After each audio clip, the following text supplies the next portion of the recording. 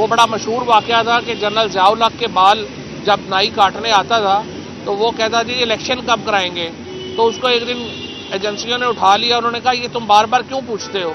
उसने कहा जी जब मैं जनरल साहब से पूछता हूँ इनके बाल खड़े हो जाते हैं, इलेक्शन के नाम पे काटने में आसानी हो जाती है। इस हुकूमत का भी इस वक्त इलेक्शनों से यही हाल बना हुआ है कि जब आप उनसे पूछते हैं इलेक्शन का नाम लें, इनके बाल खड़े हो जाते हैं, चेहरे पे पसीना आ जाता है, कपकपी छा जाती है। भाई अगर इतना इलेक्शनों से डर है तो जाके कोई और काम कर ले। हुकूमत जमहूरियत तो इलेक्शनों पे बुनियाद रखी है। अगर आपने इलेक्शन नहीं करवाने तो जाके कोई चने की रेडी लगा लें, कोई दाल चावल बेचे।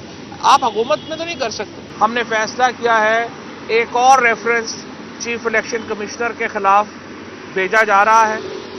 इसके साथ साथ हम अदालत में जा रहे हैं कि चीफ इलेक्शन कमिश्नर को काम से रोका जाए और जिस तरीके से मौजूदा इलेक्शन कमीशन फंक्शन कर रहा है इसके ऊपर अदालत जायज़ा ले और अपना फैसला दे। दूसरी तरफ आपने देखा कि कल यहाँ पे 2 MPs राशिदा बेगम और फरहत फारूक आपके सामने आई मीडिया में और उन्होंने ये वाज़े तौर के ऊपर ये बात कही कि किस तरह से नासिर अली शाह और शर्जील मेमन के हवाले से उनसे रब्ता किया पीपल्स पार्टी ने और उन्हें पैसों की ऑफ़र की गई। ये ना सिर्फ एक करप्ट प्रैक्टिसेस में आता है, बदतरीन धांधली में आता है, हॉर्स ट्रेडिंग में आता है, बल्कि ये क्रिमिनल ऑफेंस है। लिहाजा आज हमारी पार्टी ने ये फैसला किया है कि पंजाब में शर्जील मेमन और नासिर शाह के खिलाफ पर्चा दर्ज किया जाएगा। इन दोनों MPs के ने जिस तरह से अब किया है, इन दोनों को हॉर्स ट्रेडिंग में और करप्ट प्रैक्टिसेस में बुक किया जाए और उसके साथ साथ इनकी नाअहली के रेफरेंस भी जो इलेक्शन कमीशन है उसको भेजे जाएं कि वो इनके खिलाफ कार्रवाई करे।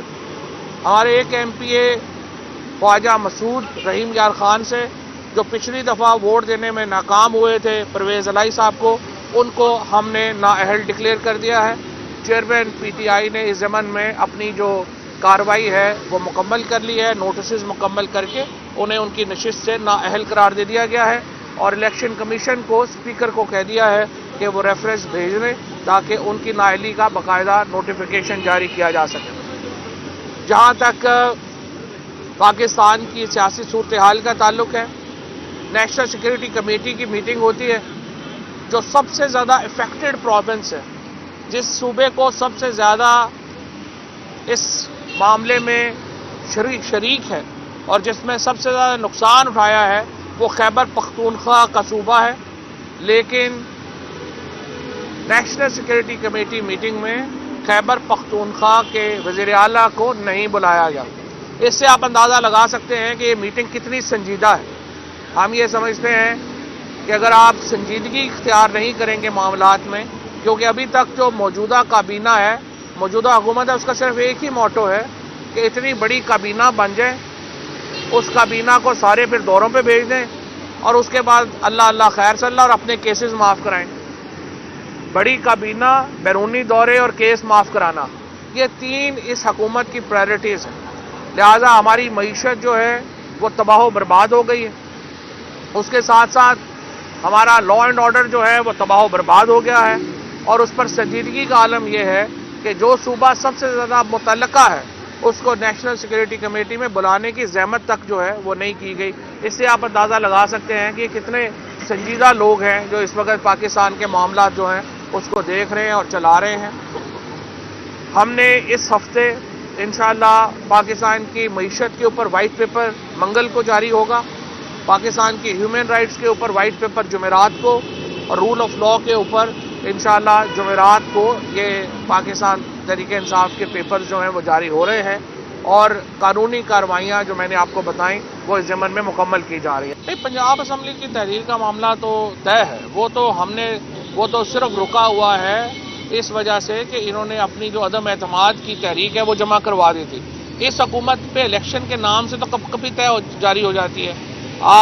वो बड़ा मशहूर वाक़या था कि जनरल ज़िया-उल हक़ के बाल जब नाई काटने आता था तो वो कहता जी इलेक्शन कब कराएंगे, तो उसको एक दिन एजेंसियों ने उठा लिया। उन्होंने कहा ये तुम बार बार क्यों पूछते हो? اس نے کہا جی جب میں جنرل صاحب سے پوچھتا ہوں ان کے بال کھڑے ہو جاتے ہیں الیکشن کے نام پہ، کاٹنے میں آسانی ہو جاتی ہے۔ اس حکومت کا بھی اس وقت الیکشنوں سے یہی حال بنا ہوا ہے کہ جب آپ ان سے پوچھتے ہیں الیکشن کا نام لیں، ان کے بال کھڑے ہو جاتے ہیں، چہرے پہ پسینہ آ جاتا ہے، کپ کپی چھا جاتی ہے۔ بھئی اگر اتنا الیکشنوں سے ڈر ہے تو جا کے کوئی اور کام کر لے۔ حکومت جمہوریت تو الیکشنوں پہ بنیاد رکھی ہے۔ اگر آپ نے الیکشن نہیں کروانے تو جا کے کوئی چنے کی ریڑھی لگا لیں، کوئی دال چاول بیچیں، آپ حکومت میں تو نہیں کر سکتے۔